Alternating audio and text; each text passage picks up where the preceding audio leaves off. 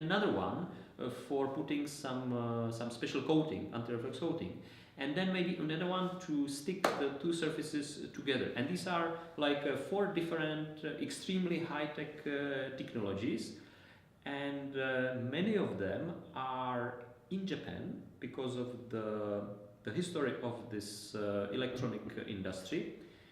And by the way, these technologies are not specifically used for the lasers. They were developed for another types of business. But thanks to our Japanese colleagues, we were able to get access to them and to combine these things, and we take like the benefits. Actually, many of our Western collaborators, sometimes they ask us, "Oh wow, so can you help us to communicate with this and that Japanese company?" They don't want to talk to us.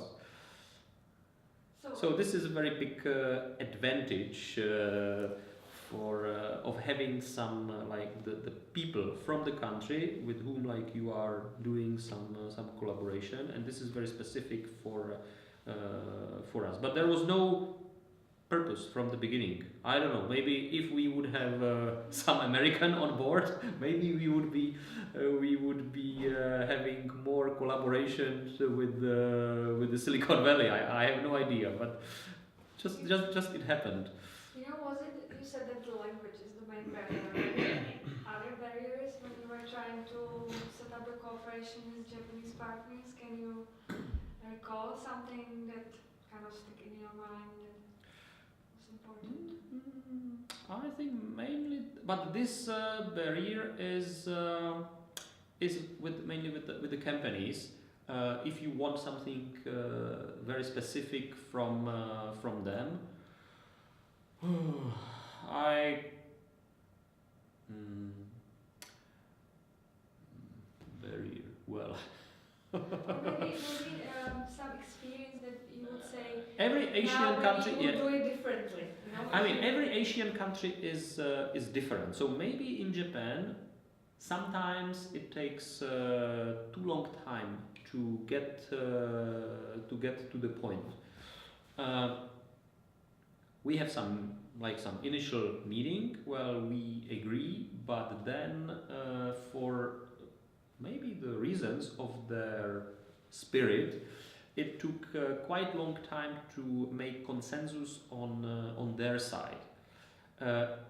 This is very different from South Korea, for example, which is very quick.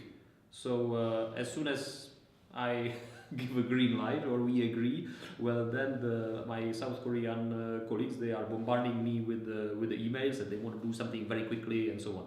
So Japan is very different. So maybe the time to agree to find consensus. This was particularly happening with the Japanese entities, and sometimes it was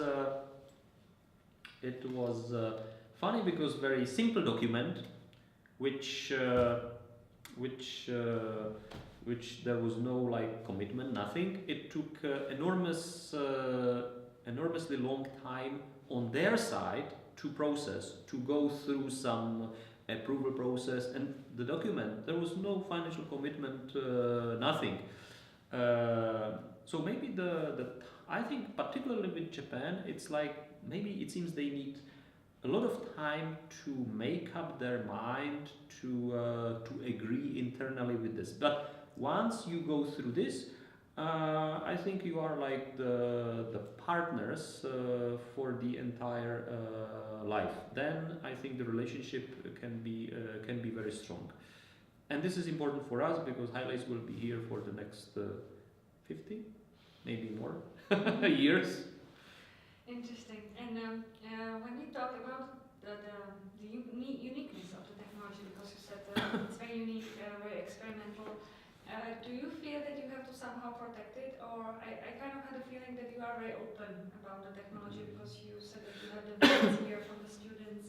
So is there any fear of kind of losing the know-how, or do you somehow protect it? Because of course we have this prejudices about the Asian partners, but we are kind of digging in whether it's true or not. Yeah, so far we have just positive experiences, I think there is always fear that some knowledge or some tricks or know-how could be like transferred away. Um, well, but the question is what we can do. Of course, we sign like the non-disclosure agreements with essentially every visitor who is coming here and who has access to our facilities.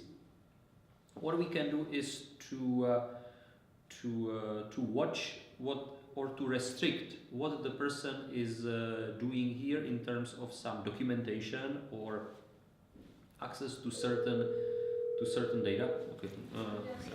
To musím jenom tady stáhnout.